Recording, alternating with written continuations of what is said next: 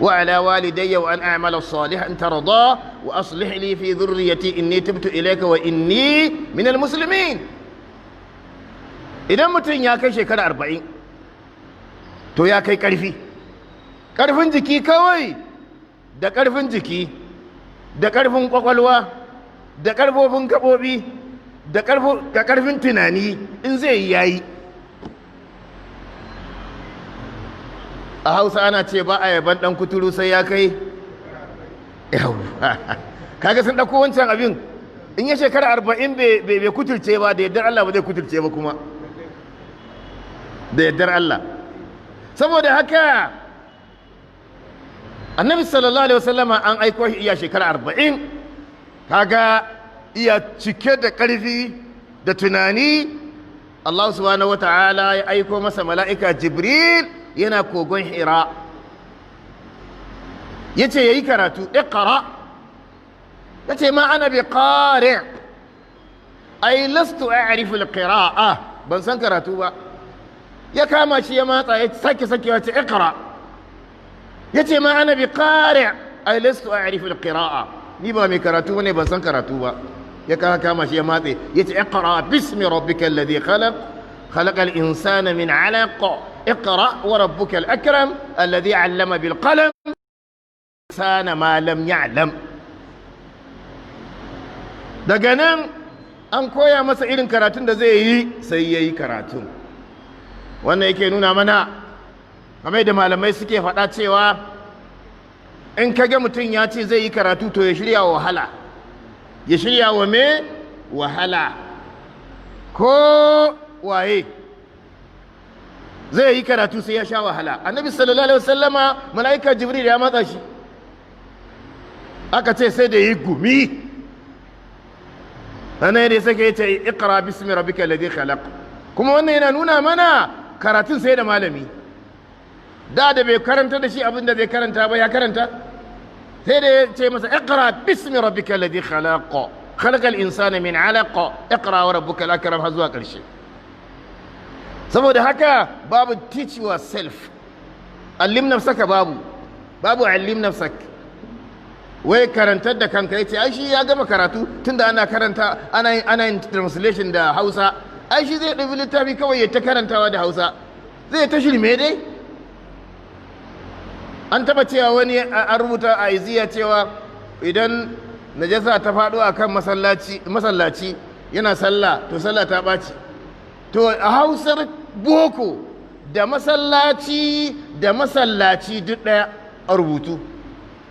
To shi mai iza ya ce masallaci, haka yake nufi. Mai translation da yake yayi karatu ba malami sai ce to jama'a idan najasa ta faɗo akan masallaci mutum yana sallah to sallah ta ɓaci.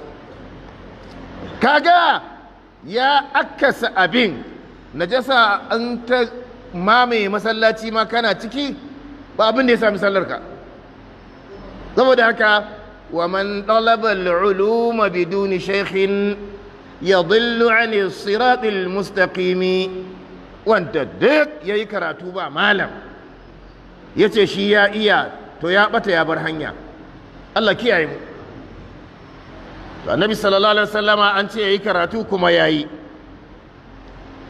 Lokacin da mala'ika Jibril ya aiko shi ya taho gida a firgice, ya faɗa wa matarsa na Khadija radiyallahu anha, ya ce ga abin fa da ya gani, sai ta ce Allah ba zai tozartar da kai ba.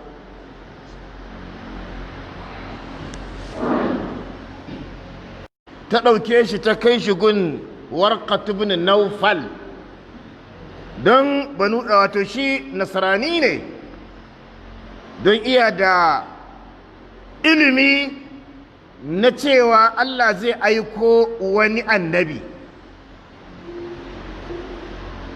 Sai da ya same sai ya ce masa ya laitani akuna hayyan idh yukhrijuka qaumuk, ya laitani akunu hayyan idh yukhrijuka qaumuk, ina ma ina da rai lokacin da mutanenka za su kore ka daga garinku, da na taimake ka.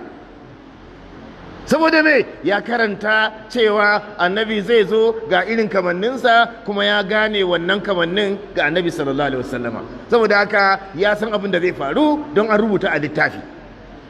Sai ya ce annabi sallallahu alaihi wasallam ce amukhrijiyahum, yanzu za su fidda ni daga garin. Shi ma bai sani ba lokacin don Allah bai faɗa masa ba.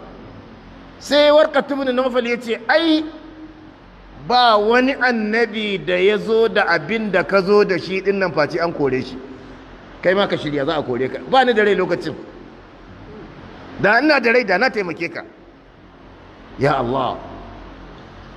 To daga nan fa annabi sallallahu alaihi wasallama ya nutsu da cewa ba za a tozartar da shi ba, amma cutarwa za a yi ta iri-iri, amma umarnin Allah yake zartarwa. Ya ci gaba da kira har Allah subhanahu wata'ala ya saukar masa ya ayyuhal mudaththir, ya ayyuhal mudaththir qum fa anzir. Ya kai wanda yake lullube da mayafi, tashi kai kira, tashi kai kira. Wa rabbaka fakabbir, ubangijinka kuma ka girmama shi. War rujza fahjur, bautar na'am. Wa thiyabaka fatahhir, wa thiyabaka fatahhir, tufafinka ka tsarkake su. War rujza fahjur, bautar gumaka kuma ka kaurace musu. Shikenan annabi sallallahu alaihi wasallam ya ci gaba da bin umarnin Allah, ya ci gaba da wa'azi har lokacin yana kira boye. Jegun wannan ya ce masa ga abin da Allah ya aiko ni da shi, wani ya yadda wani ya karyata, a ɓoye a ɓoye a ɓoye, mataki mataki. Allah ji kan Sheikh Ismail Idris, Allah ji kan Sheikh Abubakar Mahmud Gumi, kafin su fito su bayyana kira sai da suka bi mutane mataki mataki mataki. Lokacin da Sheikh Abubakar Gumi ya rubuta littafinsa al-aqidatu sahiha, sai ya rubuta da larabci, kai ka ce kira ne a ɓoye da larabci. A wancan lokaci, a yanzu ma mutum nawa za su gane larabci a yanzu ma, bare wancan shekaru fiye da 40. Ya rubuta da larabci ya ce na yi ne don malamai su fara ganewa, kar su yi fada da ɗalibansu. Allah ji kan malam, hikima ta kira. Amma ka fito ka tanfatsa tun baka yi a mataki mataki ba, to wannan zai sa mutane su nisanci abin. Allah ji kan malamanmu da rahama. To lokacin da abu ya kai abu, Allah subhanahu wata'ala ya ce wa anzir ashirataka al-aqrabin, wa anzir ashirataka al-aqrabin, ka gargadi danginka mafiya kusa. Danginka mafiya kusa sai ya kira dangi, ɓangaren 'ya'yansa, ɓangaren mahaifansa, baffani da kawunai, ya kira kowa da kowa. Ya ce yanzu idan na ce muku ga wani abu ya taho, suna ƙasa yana sama, yanzu in na ce muku ga wani abu ya taho zai halaka ku, za ku amince? Suka ce za mu yadda mana, ai baka taba ƙarya ba. Kaji ba, kamar da gaske baka taba ƙarya ba, me zai hana mu yadda? Sai ya ce to Allah ya aiko, sai ya ce to Allah ya aiko ni. A'a, babbansa Abu Lahab sai ya ce tabballaka ali haza jama'atana, Allah halakar da kai, yanzu kai don wannan ne maka tara mu? Allah halaka ka. Annabi sallallahu alaihi wasallam bai rama ba, sai Allah ya rama masa. Yace tabbat yada abi lahab wa tabb ma aghna anhu maluhu wa ma kasab, har zuwa ƙarshe. To jama'ar musulmi, na'am,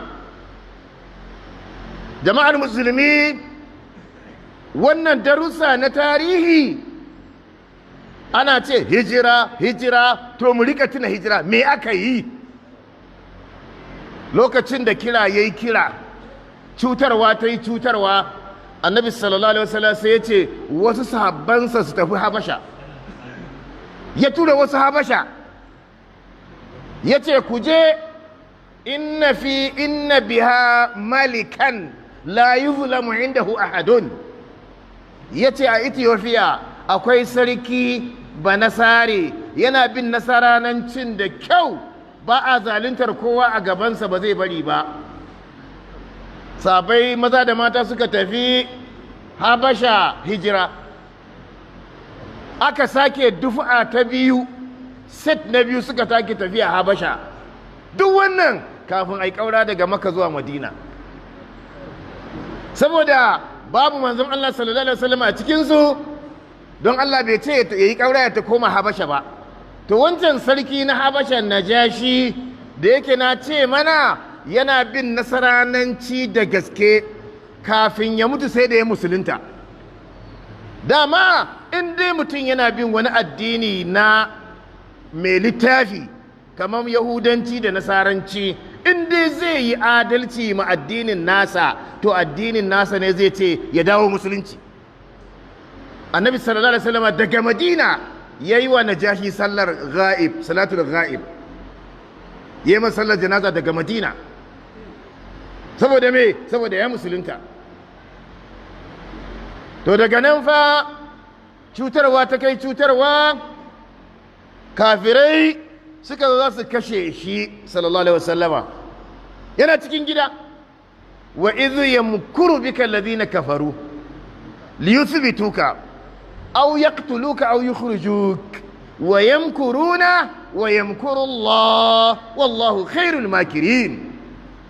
Allah subhanahu wata'ala yace wa idh yamkuru bika alladhina kafaru, a lokacin da kafirai suke yi maka makirci, liyuthbituka, suka ce bari su yi shawara, suka yi shawara suka ce yanzu ya za a yi da shi, wannan fitinanne ya za a yi da shi, a kama shi a ɗaure shi, kowa ya huta, a jefa shi a kurkuku, ɗaurin rai da rai. Au yukhrijuk, ko kuma su fidda kai daga garin Makka, au yaqtuluk, ko su kashe ka, au yukhrijuk, ko su fidda kai daga garin Makka. A cikin guda uku wanne ne mai kyau? A kama shi a ɗaure ne, ko a kashe shi, ko a fidda shi daga garin Makka, wanne ne mai kyau? Allah subhanahu wa ta'ala ya ce wa yamkuruna wa yamkurullah, suna makirci, Allah yana mayar musu da makircinsu. Ana ce masa mushakala. Makaru da mai kyan da mummunan sai aka kira su makaru. Ai mai da martani da Allah yake masu, ai ba makaru bane na hakika, amma mayar da makirci ne akan me shi. Wa yamkuruna wa yamkurullah wallahu khairul makirin. Allah shine mafificin mai da martani akan mai zalunci. Shikenan Allah subhanahu wata'ala ya ce to ya fito, za a yi kaura. Sayyidina Abubakar Siddiq radiyallahu anhu na tare da shi, ya ce Sayyidina Ali ibn Abi Talib, akwai ajiya da aka ba su ta mutane daban da aka yi manzo Allah sallallahu alaihi wasallam, ya ce to ka zauna, kai duk mai ajiya in ya zo, wannan tawana ce, wannan tawana ce, wannan tawana ce, duk ka raba musu sannan ka bi mu daga baya. Haka Ali ibn Abi Talib radiyallahu anhu yayi, amma Sayyidina Abubakar radiyallahu anhu suka tafi tare da shi, suka yi zango a wajen garin Makka, Ghar Thawr. A wannan kogo na Thawru suka zauna, an ce kwana uku, ana kai musu abinci a boye.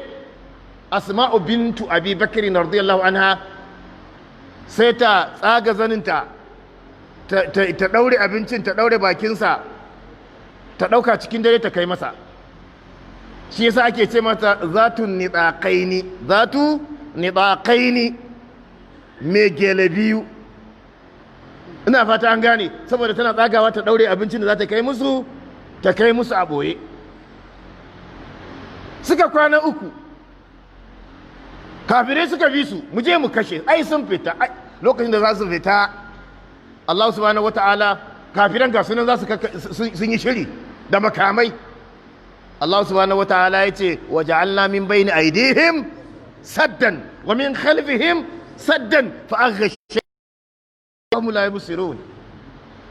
Mun sa tsari gaba gare su ba za su ga manzon Allah ba sallallahu alaihi wasallam da sahabbai, ta baya ma haka mun rufe idanuwansu ba sa gani in ji Allah. Annabi sallallahu alaihi wasallam ya fita, aka je aka tsaya aka kwana uku a wannan kogo, daga baya aka kama tafiya ana nuna masa hanya, bai san hanyar ba. Ko mun ce daga Makka Madina ta kai nan da Kano ko fiye da haka.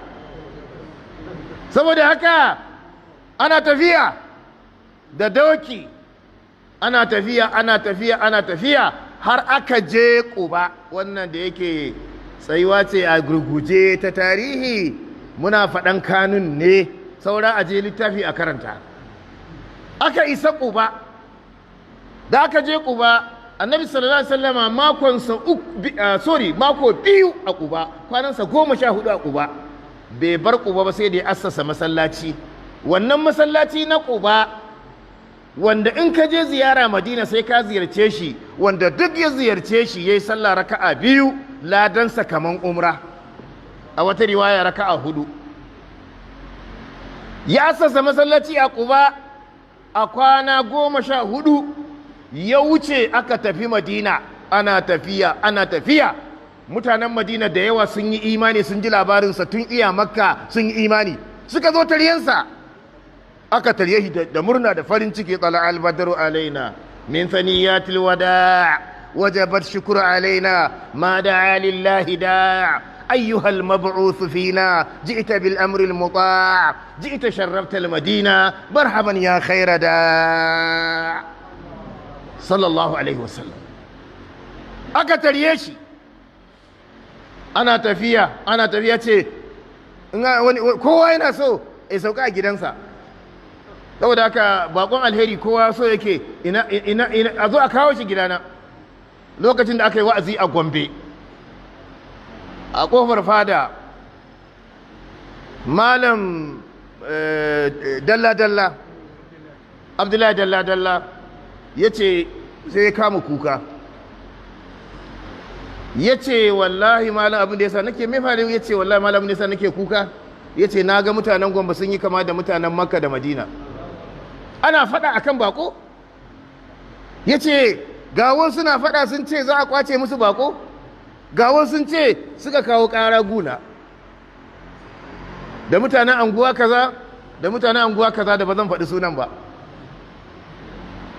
Na ce to ku tsaya, duk gaba ɗaya na kwace bakon. Na ce a gidana, wallahi tallahi haka aka yi, na ce a gidana zai kwana kuma in ji mai magana. Sai kowa zumbura baki ya tafi.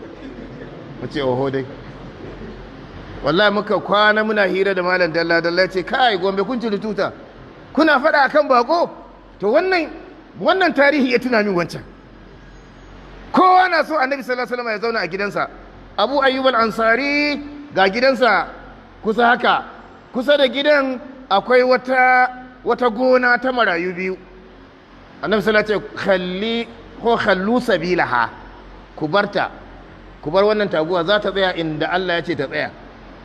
Tana tafiya da ta je wannan fili na marayu sai ta gurfana. Abu Ayyub al-Ansari maza da ta gurfana sai Annabi sallallahu alaihi wasallam ya sauka, sai ya je dauke sirdin sai ya kai zauren sa, ba sa shi ba fa. Sai Annabi sallallahu alaihi wasallam ya ce huna mahalluha, anan ne aka ce ta sauka dama. Aka ci gaba da yace masallaci zamu yi anan, ina masu filin? Aka ce na marayu ne. Suka zo suna karkashin As'ad ibn Zurara, sai aka ce a kira su. Aka kira su. Annabi sallallahu alaihi wasallam ya ce za mu sai fili ne, ya ce mun bayar kyauta. Annabi sallallahu alaihi wasallam ya ce ba na so, sai za mu yi. Akwai hikima anan.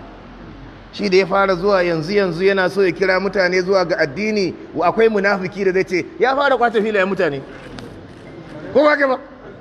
Munafikai suna da ko ada, kaga daga zuwansa ya kwace filin marayu jama'a.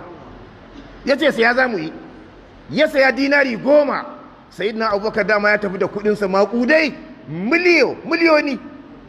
Wallahi tallahi ya ɗauko ya biya kudin dinari 10 Sayyidina Abubakar Siddiq radiyallahu anhu. Saboda haka duk wanda ya je ya sallah a masallacin Madina har tashin kiyama Sayyidina Abubakar yana da kamishin.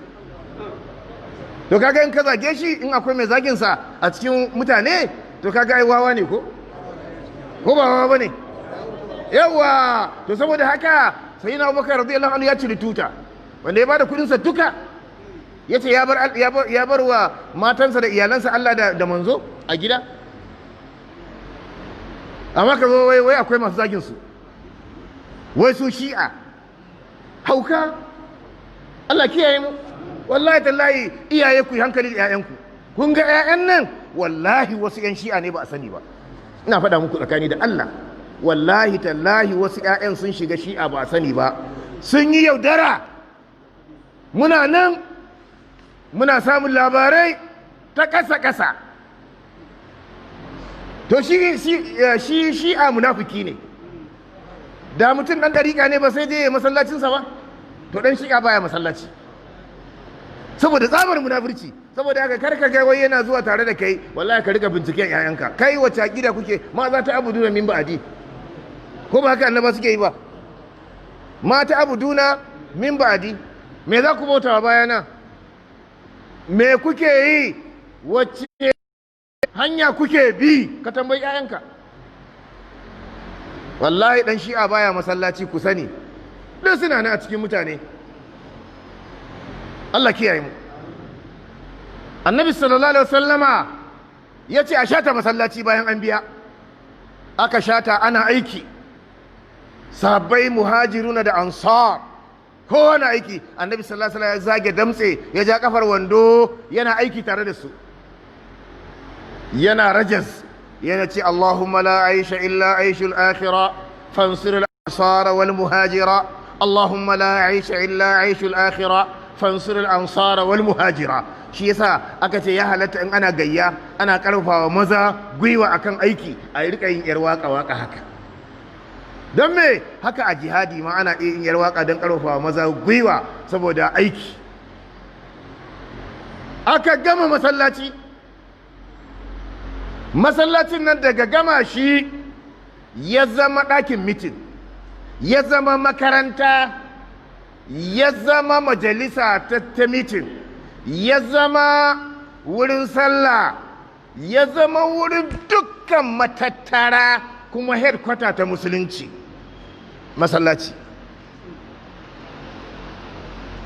Masallacin na yana nan, an gina shi da laka, an gina shi da filafilansa dabino, aka sare kututturen dabino, aka rufa da tamkar dabino din, shine kwano.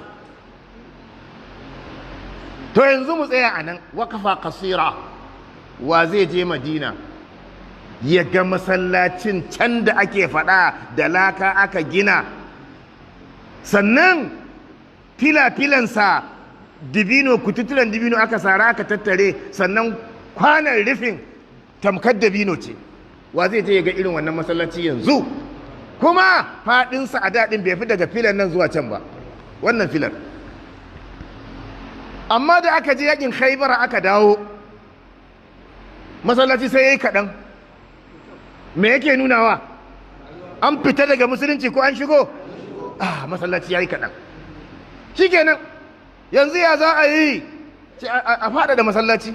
Shine faɗaɗa masallaci na farko zamanin Annabi sallallahu alaihi wasallam yana da rai. Aka faɗaɗa shi, aka faɗaɗa shi, aka gyara shi. Ba a taɓa alƙiblar liman ba, har yau tana nan. Sai a faɗaɗa ta haka, a faɗaɗa ta haka, a faɗaɗa ta nan, yana nan. Saboda haka aka yi ta faɗaɗa shi, har ya kai ga yanzu mutum miliyoyi yake ɗauka masallacin Madina, kuma ba a daina ba, kullum ƙara shi ake yi.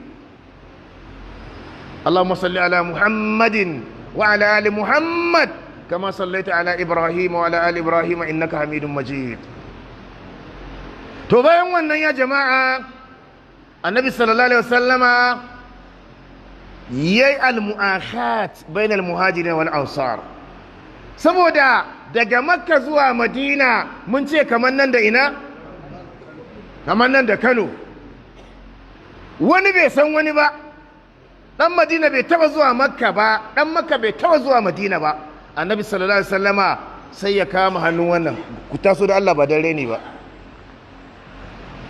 ko biyun nan waye dan maka a cikin ku to ku yi haka to alaramma shine dan madina malam bakar sakatare shine dan makka ku kawo hannayenku na dama annabi sallallahu alaihi wasallam sai ce to kai kawo hannun dama kai kawo hannun dama to daga yau kun zama yan uwa daga yau zaka gaje shi in ya riga ka mutuwa in ka riga shi mutuwa zai gaje ka haka annabi sallallahu alaihi wasallam ya yi musu aka yi tsakanin Abdurrahman ibn Auf da Sa'ad ibn Rabi'a da Abubakar Siddiq aka yi ta yi mu'akhat a kama hannun wannan a hada da wannan a kama hannun wannan a hada da wannan a ce daga yau kun zama yan uwa to ga tambaya yanzu daga yau kun zama yan uwa ko ba ku zama to ku je ku zama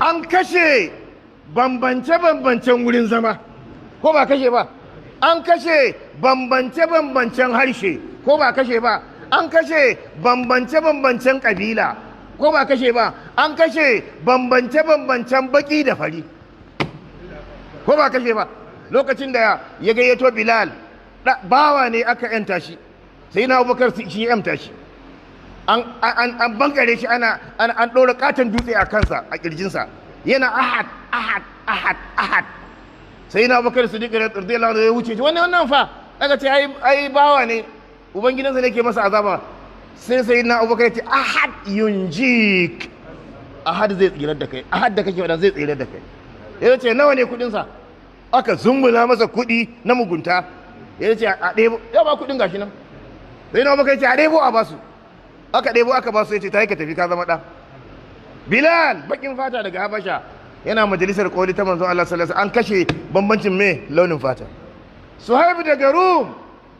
Suhaib daga Rum kasar Italiya ne Europe ne ba balarabe ba shi ma majalisar koli daga cikin majalisar manzon Allah sallallahu alaihi wasallam Salman daga Farisa ba Farisa ne ba balarabe ba yazo ya bada shawara a ghazwatul ahzab ghazwatul khandaq a ce to ga kafirai za su shigo Madina ya zamu yi sai ce mu a garinmu yanda ake yi shine idan kafirai za su shigo gari sai mu ganuwa Salman al-Farisi annabi sallallahu alaihi wasallam sai ce ai shikenan mu dauka akai ganuwa wannan ne ya hana kafirai shigowa Madina ba balarabe ba ba dan Saudiya ba mutumin Farisa jama'a tarihin musulunci yana nuna mana kashe kabilanci ko baya nunawa to kaga idan kaga wani ya cewa kai kabila kaza ne kai kaza ne kai sabon tuba ne to bai san musulunci ba wallahi tallahi bai sani ba Allah subhanahu wataala da ya faɗa a Qur'ani a'udhu billahi minash shaitanir rajim ya ayyuhan nasu inna khalaqnakum min dhakarin wa untha wa ja'alnakum shu'uban wa qaba'ila yace lita'arafu inna akramakum 'inda Allah atqakum inna Allah alimul khabir yace muka sanya ku dangi yanki kasa don ku san juna in kaga dan kasar da ba ka ce wannan dan kasa kaza in ka ji harshe ka ce wannan harshen kaza ba dan ku yi yaki ba amma ka ji ana wai yaki na me bambancin iyakar wa kwana nawa zaka yi a duniyar iyakar da ba haka kawai fa daji fa da ba iyakar kowa ba yace nan ana yaki akan daji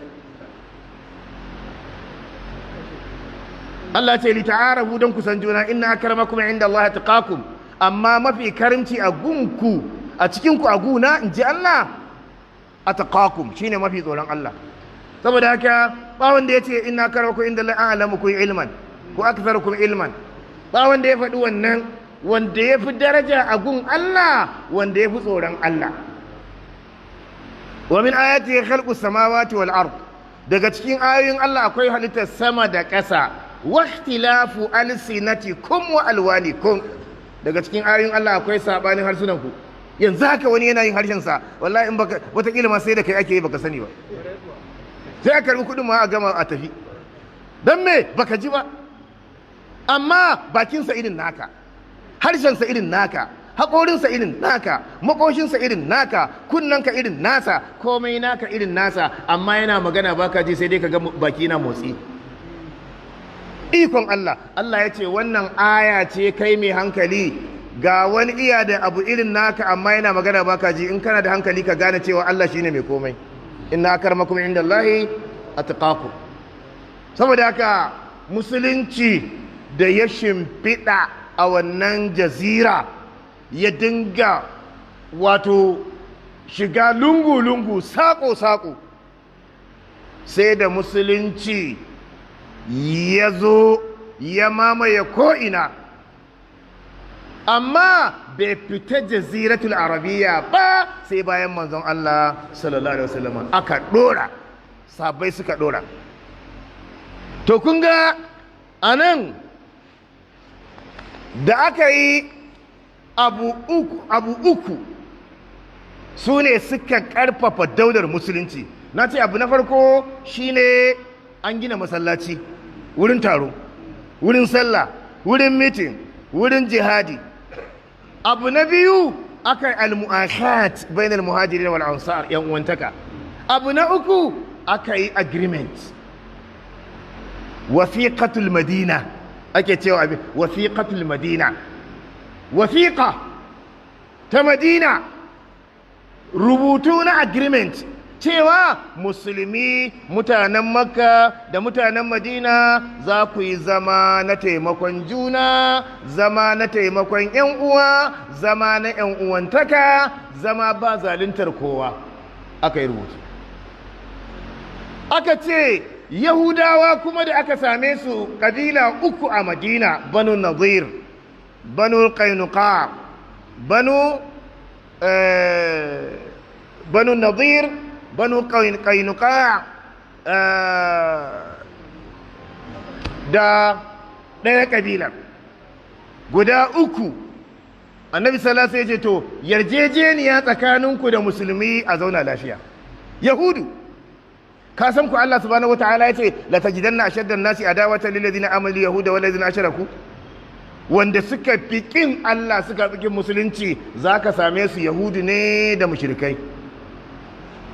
Yahudu da mushrikai sun fi kowa kin musulunci inji Allah, amma duk da haka annabi sallallahu alaihi wasallama yayi makwabtaka da su, ya zauna lafiya da su. Wani lokaci makwabtansa yahudawa in zai yi tafiya sai ya faɗa musu, idan ya dawo sai ya kawo musu tsaraba. Wannan kyan hali na manzon Allah sallallahu alaihi wasallama shi yasa da yawa suka yi ta musulunta, su Abdullahi ibn Salam da sauransu suka yi ta musulunta, suka shiga musulunci. Waɗanda suka yi mushrikai su ma suka yi ta shiga musulunci, afwajan afwajan afwajan.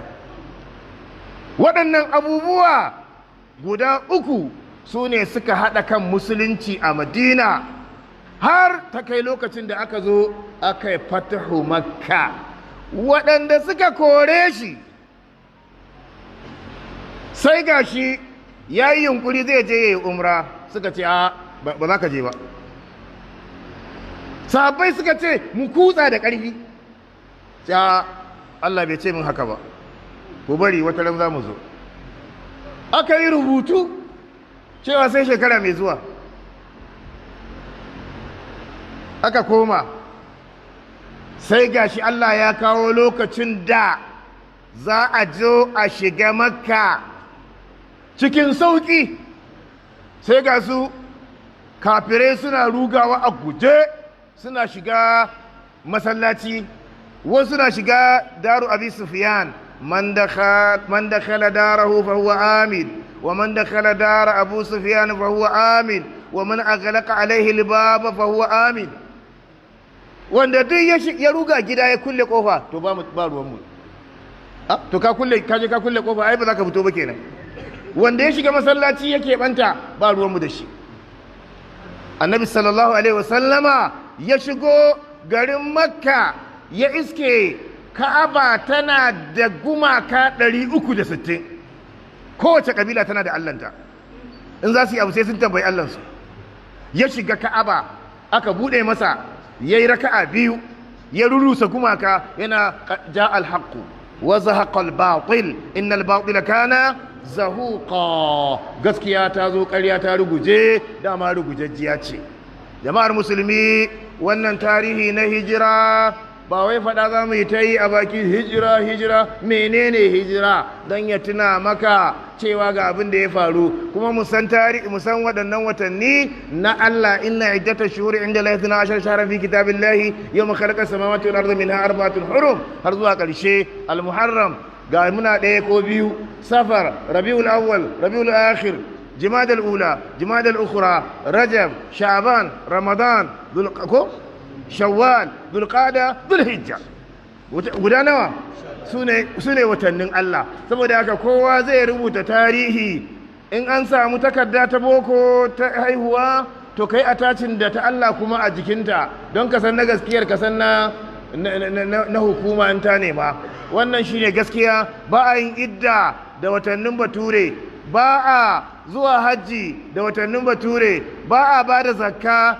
da watannin bature. saboda haka nan gaba watakila za mu kulle masallacin nan mu ce duk wanda bai faɗa ba sai dai ta sallah har la'asar. assalamu alaikum warahmatullahi ta'ala barakatuh.